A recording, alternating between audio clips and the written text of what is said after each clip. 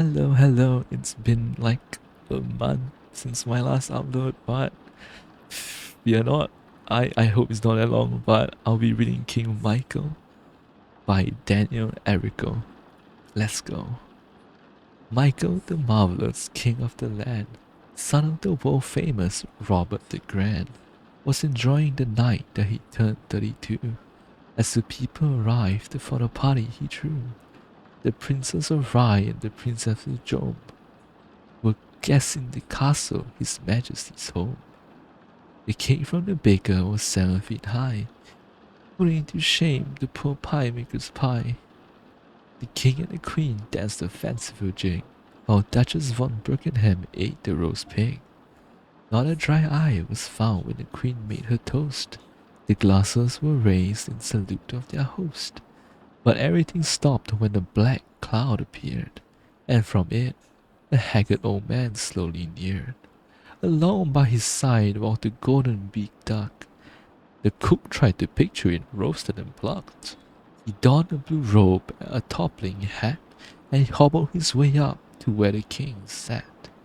My sire, I ask for your ear, if I may to offer a gift to you on your birthday. This duck grants a wish when you asked it out loud, and with that the old man disappeared in his cloud.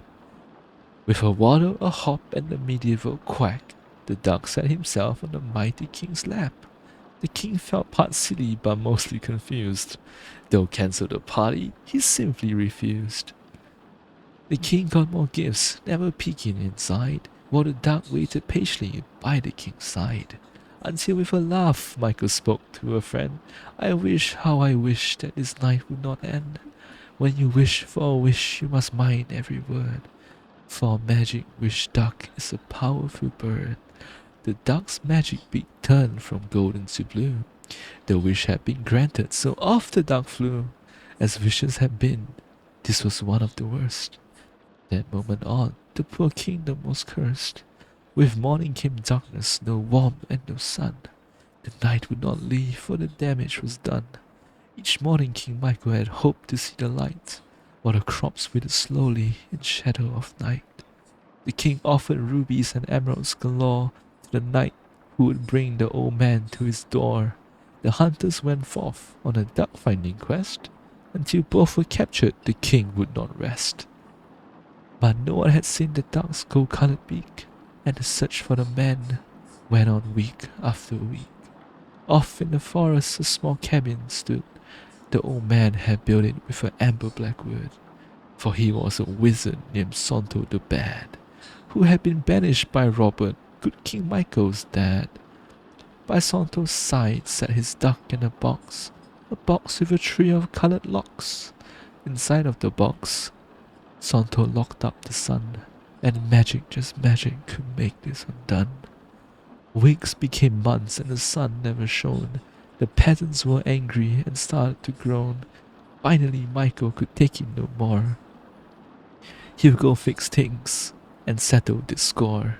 So rarely did kings travel solo by horse, but Michael charged on and he stayed on his course. The council had urged him that east would be best, but the king disagreed and rode off to west. The road was not safe, filled with perilous foes, like armies of war dogs and red forest trolls. He battled these creatures without any fear, in brave kingly ways that are not mentioned here. One evening the king paused to look at his map, and somehow instead he slipped into a nap. He slept rather soundly on leaf-covered ground, and awoke from his dream where he had heard a loud sound. When he looked around the tree, Michael spotted the source. A cabin, he whispered, and tied up his horse. Up to the window he creeped and crept. When he saw the old wizard, he cheered and he leapt. I found you, he shouted, burst through the door. Though a king should know better than manners so poor, he insisted the wizard reverse what he's done. Then he took back his wish and demanded the sun. I'd rather eat worm toads than do what you say, but I offer you this, a small game we can play. Inside of this box lies the magic you seek. Santo grinned wide and continued to speak. 3 keys for 3 locks are the only way in. Answer 3 riddles and unlock them and win. But if you should fail or not answer in time, your title is forfeit and your kingdom is mine. A king must be wise to rule over a nation, so Michael was ready without hesitation. They both took a seat and the duck gave a glare. The king, without knowing, had taken his chair. The box was between them, it sat in the middle. Santo spoke first to recite the first riddle. I climb up a hill and reach out to the sky, and still you are taller, I ask, who am I? An ant, said the king, as the old wizard frowned, whose heel only sits but an inch off the ground. Santo the Bad muttered, well, lucky guess, we'll see how you handle the riddle up next. There's nothing as large, not on land or at sea, but you won't feel my weight when you rest under me. The king answered back with the promptest reply, enormous and weightless, you must be the sky.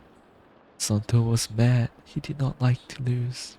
On last of his riddles, he knew which to choose. I'm older than all, and although this is true, somehow I've seen fewer nights than have you. Santo laughed out as he watched the king think, until the good king gave a smile and a wink. The riddle is solved and the game has been won. You never see night because you are the sun. The box opened up and a small ball of light shot through the ceiling and took off in flight.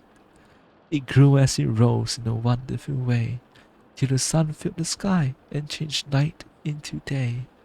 At the castle the king had a grand celebration with no gifts allowed, only pure jubilation. The wizard was jailed for his mischievous crime, but the king let him out after 1 day of time. He was ordered to clean by decree of the queen, look after the horses and mop the floors clean. When Michael walked by, he was greeted by cheers. They spoke of his greatness for years upon years. However, the duck was not heard from again. The closest is found was an unpleasant hand. If you see him, this duck with his colorful beak, I warn you, be wary of that which you speak. Oh. I hope you can overlook some minor blunders in pronunciation. I'm still trying my best, but I hope you enjoyed it. Catch you the next time. Ja ne.